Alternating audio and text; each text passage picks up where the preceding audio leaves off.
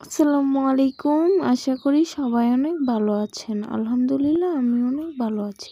আজকের রেসিপি গাজরের হালুয়া। গাজরের হালুয়া তৈরির জন্য এখানে গাজর নেওয়া হয়েছে, কোরানো নারকেল, গুঁড়া দুধ, চিনি। চুলায় কড়াই বসিয়ে প্রথমে ঘি দিয়ে দিব। তারপর গাজরগুলোকে আমি কেটে নিয়েছি মেশিন দিয়ে কুচি করা গাজরগুলো এখানে দিয়ে দেওয়া হবে। আস্তে আস্তে এটাকে ভাজতে হবে। গাজর খাওয়ার কিন্তু অনেক গুণ রয়েছে।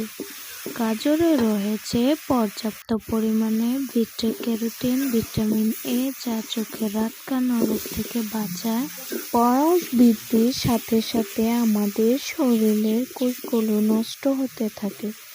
এটি কোষের ক্ষতির পরিমাণ কমিয়ে দিতে সহায়তা করে। এই হালুয়াটা একটা হাই ক্যালোরিযুক্ত খাবার। লবণ দিয়ে দেওয়া হবে। আর এখানে দুধ আমি জাল করে রেখে দিয়েছিলাম। 1 কেজি পরিমাণ মতো দুধ নিয়েছি। দুধটা ঘন করে জাল করে রাখছিলাম। কেন বলছি হাই ক্যালোরিযুক্ত খাবার? এই যে গাজর এবং দুধ দুটোই কিন্তু আমাদের শরীরে খুবই উপকারী একটি খাবার বলতে পারে। এখন আস্তে আস্তে এটা সিদ্ধ হবে। সিদ্ধ হওয়ার পর এইখানে প্রথমে দিয়ে দেব হচ্ছে নারকেলগুলোকে আমি বেটে নিয়েছি।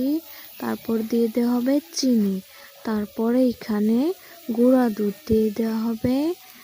তারপর এটাকে সুন্দরভাবে মেশাতে হবে। এই যে মেশানো হয়ে গেলে এটা ভালোভাবে আবার কিন্তু একটু একটু যে পানি থাকবে, এটাও কিন্তু পানিটাও খাওয়াইতে হবে। অনবরত নাড়াচাড়াও দিতে হবে, কারণ নিচ দিয়ে যাতে না লেগে যায়। এখন কিন্তু হয়ে গেছে। এভাবে প্লেন করে ফ্রিজে রেখে দিয়েছিলাম।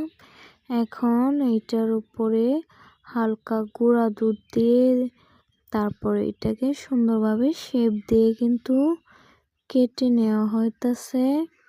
দেখতে পাচ্ছেন অনেক সুন্দর হয়েছে হালুয়াটা, খেতেও অনেক ভালো হবে ইনশাল্লাহ।